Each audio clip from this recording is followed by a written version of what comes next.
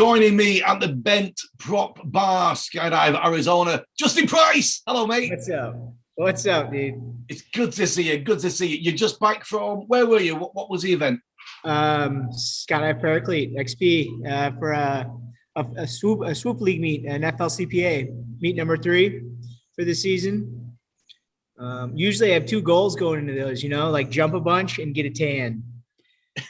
Not so much of either of those at this trip. Why no tan? Weather, man. East Was Coast. Oh, yeah. You go to the East Coast, you got to get some clouds.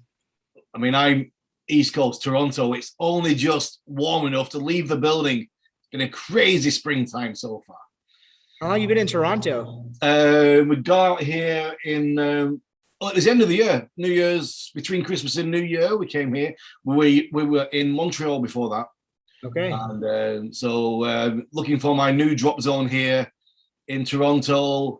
They're just about opening. They kind of tried to open last week, I think, and it was just not good enough. So they're opening now, and I'm going to be checking them all out and seeing what the view's like over Toronto in the Dropzones here. I'm going to check that out.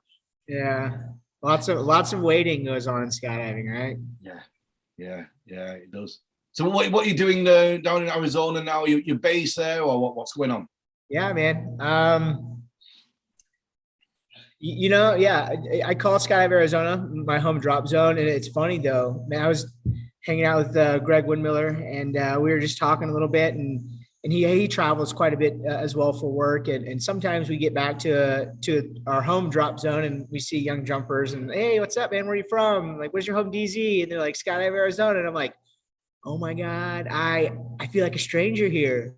Because I'm gone so much, new people coming in, not really, especially at a bigger drop zone, but they're just traveling a bit for work and for competitions. And when I'm here, just trying to train, we got that new pond. We had a world meet coming up here. So yes, some fun activities for sure. The pond looks amazing. It really does look good. I think they did a pretty good job with it. Yeah. Were you involved in the design and? Man, I just like to think, I'd like to think I'm like the lanes when you go bowling, and you have the bumper cars. Yeah. And they got the good ideas, and I just try to say, hey, with their good ideas and what I think is what I've seen, we came up with this. So I had minimal involvement. There's a lot of it's the drop zone for sure. So Justin Price, what a great record you've got, DZ Live from being a child with Arizona Airspeed, one of the most famous 4-way teams in the world. I think that's when we first met. You were a cameraman for them. Now PD Factory team. And what I really enjoy about your work, I've seen quite a few of these training videos you've been doing with the discourse kind of look. It's in the corner there. You're doing a talk over of what's happening. Really, really good stuff. I mean, I know skydiving, it's not a very big, we're quite an elite sport. Air sports is quite elite. Skydiving is a small part of that. Canopy piloting is an even smaller part of that. But you do put together these great training videos talking over what's happening there, with the Mutant Harness. I saw you do some stuff with that and other canopy coaching techniques. I really enjoy that content. Are we going to see some more of that? I hope so, man. Those started off as kind of content creators, and I'm not the first person to try to get on the internet and try to just do, I don't know, just say there's a lot of vanity that goes on in being sponsored, with like you needing to produce something to show that your sponsors, like you're doing stuff out there, but a lot of it seems so vain. Yeah. I mean, it's just my opinion, opinion from my personal experience, so I feel like if I could do something that I enjoy and maybe can add a little bit of value to some skydiver's life, then yeah. But the thing of it is, man, it's just I don't have the best setup for it. I'm just making it up as I go, Well, that's what makes it good though, because the feel, you've really hit the good vein of what's good about it. The feel is that I'm sat with you in the DZ bar watching one of your videos and you're telling me about it. You're telling me about that jump. You're telling me about that flight. It's not scripted, it's not trying to be cool and clever. You're just talking about it's a very intimate thing. I love it. I think we should have more of that from 4-way and wingsuiting and other events. We need more of our top athletes just talking us through what happened and putting it out there for people to see. It's brilliant content. Yeah. Well, thank you, man. Thank you. It started off from just traveling a bunch, and when I'm on the road, you got to find some sort of entertainment. So when there's weather holds, and start watching YouTube, and you see other stuff out there, and just kind of goes from there. But I need to do some more, really, because as small of a market as skydiving is, like the target audience for this is even smaller. Right. So it's I feel like you do a little bit of the work, you put yourself out there, and you get like 300 views on something. You're like, okay, cool. 300 views on YouTube. Okay, cool. Whatever. Yeah. Well, every one of them, it's people who actually want to see it, don't they? Like it's the value to the individual person is high. And it's I feel like I get encouraged to do it more when I just have that random person come up to me and tell me like, hey man, I like that. Yeah. And so I'm like, oh, okay, cool. I'm getting some sort of good feelings from it, as opposed to just doing it just for the sponsor. So I like that. Yeah. It's nice. No, it's good. It's good, my friend. So the Mutant Harness, it's a big transition in the sport, isn't it? I mean, I'm old enough to remember when wingsuits, Patrick de Guiardon, when wingsuits came, then people were using tunnels a lot more for training. These have been pivotal moments in skydiving and canopy flight. High performance canopies started to come in, and then canopy competitions are swooping. And now the Mutant, it is this, the next step up. What was it like this weekend? Were there many people using it? It's man, what's a good way to put this, man? People are starting to drink the Kool-Aid, like this thing. The Mutant system, when Vince, first came out with this thing, 10 years ago, it was, you see something like that come in and you're just like, what are we getting ourselves into, in the sense of you can just see the potential for it. But it's when it comes to a competition setting, it's a hero or zero thing whenever you first get the system, because it's just inherently different, right?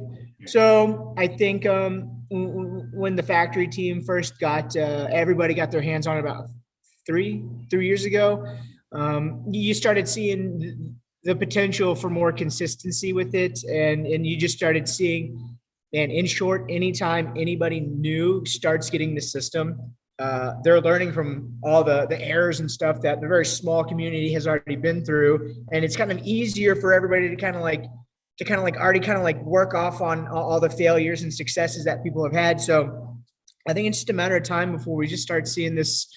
We just start seeing it more and more, and we got some really strong competitors that have these systems now, that are being really smart with it, in the sense of training with it a bunch, and not quite using it for comps just because it's not part of their strategy.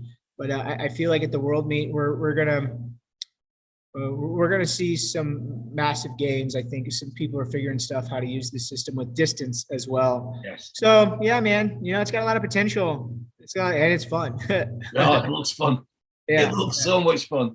Yeah, the distance is just insane. Watching Kurt the other week with one of his training runs, he's trying to get to the fence. I think he can hit that thing. I told him I believed in him. He can hit that thing. Yeah, it's coming along. So skydiving, Justin, it's been all your life. Grew up on the Dropzone. Your family. We've had your father on. We've talked to him on the show as well. And great people. All from it's your earliest memory, right? What's my earliest memory? Your earliest memory has been on the Dropzone. I feel like probably one of the earliest memories that sticks out about being in a Dropzone was just getting in trouble on the Dropzone. Like just kicking my shoes in buckets of oil and just getting in trouble for that. Just being a kid. Yeah. But yeah. But it's an interesting upbringing. I think it's a very incredible university of life, because you're surrounded by people from all walks of life, all generations, all ages. It really exposes you to the world at an early age, right? It does, and it's humbling, and like the people that you get to meet, and because at the end of the day, man, I'm still a full-time skydiver.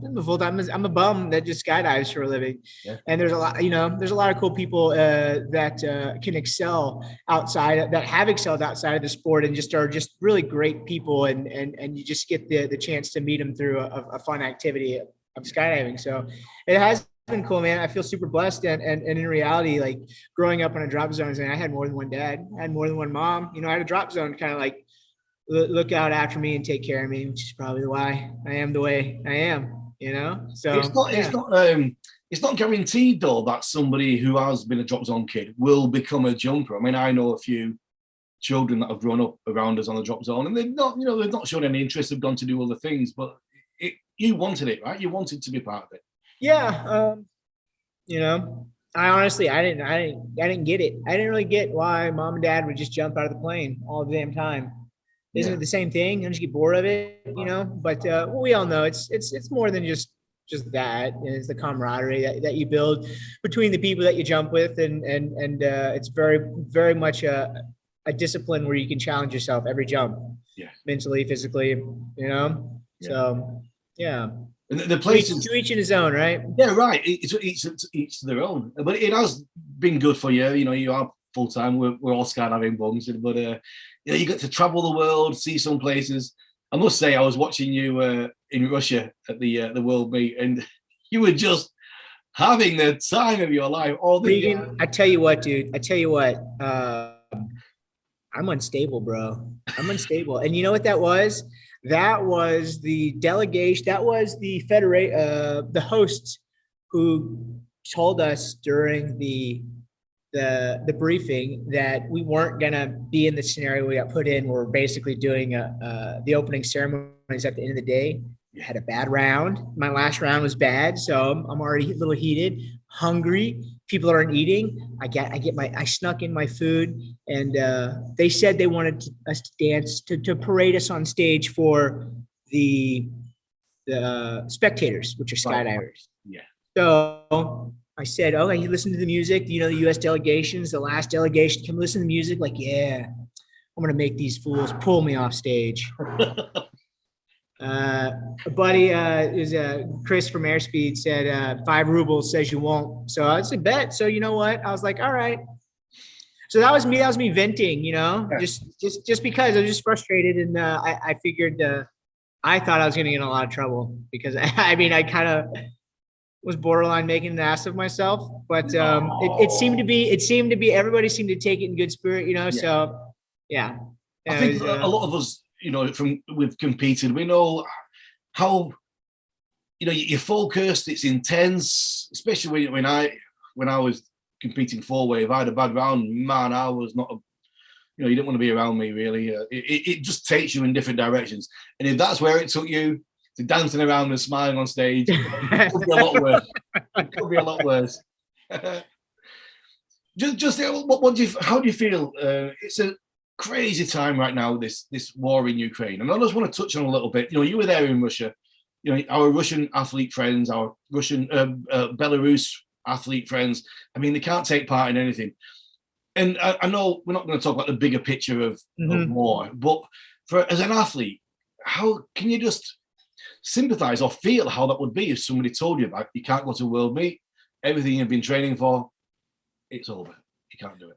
Man, you know, I wish I could say I could, but in a situation that is so extreme as this, you know, that at the end of the day, man, anybody who's jumping out of a plane has first world problems if we're able to do this. Yeah. So trying to put myself in the mindset of just being that close to, you know, what it seems like brothers and sisters fighting each other. I can't even imagine yes, doubt, like, you know, talking to Olga a little bit, and she's obviously bummed about it, you know, but I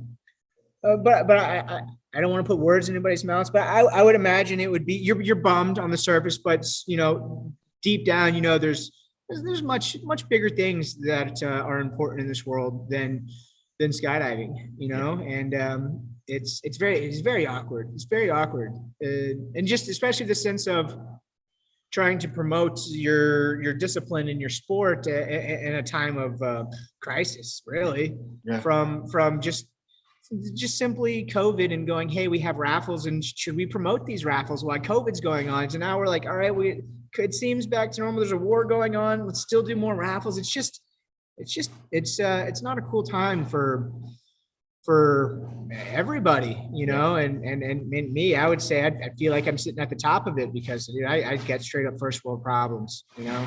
So we do live a very strange life, don't we? When it's when you're around aviation, skydiving, and I speak to people from all different walks of air sports, and gliders and balloons and microlights and all sorts of things. And it's easy to think this is how life is, but it is a very privileged life that we do lead, and we are really on the outskirts of society with it a little bit.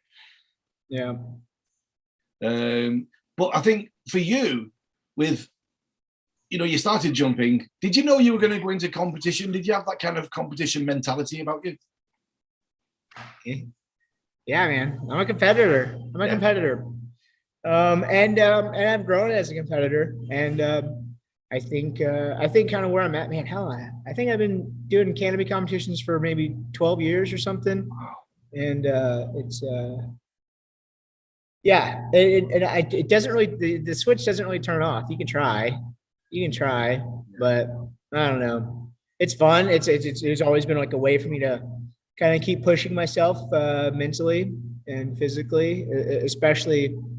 I think as someone who tries to make it full time in skydiving, you quickly find out, if for all you young jumpers out there, that eventually the magic in skydiving it fades a little bit, and when that magic starts fading, you have to try to do something new to recapture it, or else it's when you're not having fun on jumps anymore, there's something wrong. So it's been a good way to keep that a good find a balance in the sport. No, it really is. It really is. So what's happening now for the next few weeks for you down there in Arizona? Oh man, I get to train some of U.S. finest. Got a few military contracts, and have some days where I could try to do some sport courses, and some days where I can try to do some training. I think Alabama is now kind of the next thing on the list, in the sense of we have new rules for this competition, and so it's time to start tuning into those, which will kind of lead into getting ready for a month of some international competition. So it should be cool, man. I'm excited for this year. Super excited. With the World Meet too here. Yeah. I tell you what, Regan, one thing I am the most excited about this year, I'm going to have a one wheel at Sky Arizona. So I don't feel like I have to run around as much. The pond being a good 130, 150 meters from the drop zone. But yeah. Wow, amazing. The World Games, like you said, in Birmingham, Alabama, these new rules, is it just for that event? And then back to yeah, I hope so. Man, these the people that run these that kind of organize and run these meets and create the rules, they've done a really good job of communicating with the competitors, the top competitors, on what do you guys think of these rules? Do we need to make some changes to it? Do you guys like these rules? And we're like, yeah, this will work for what we're trying to accomplish, which is putting a swoop comp in a smaller venue. But it doesn't seem that these are very the favorite. It seems, it tends to be the rules that keep getting added on, or changes to the rules, are dampening the performance of the pilots, because we live in a good time, man. We got cool toys, dude. Yeah, you're going too far. Yeah. Cedric. That's Cedric's fault right there. Oh, blame the French. Fucking Cedric. Man, I think that's a good place to leave it. Well, a great chat. Thanks for joining us. And yeah, man. I hope man. Thanks for reaching out, dude. I appreciate the time. I hope everything goes good for you and your new venture up north. Thank you very much, man. That's cool. Take care. Best of luck to everybody and all the family. And see you soon. Brother. You take care, man.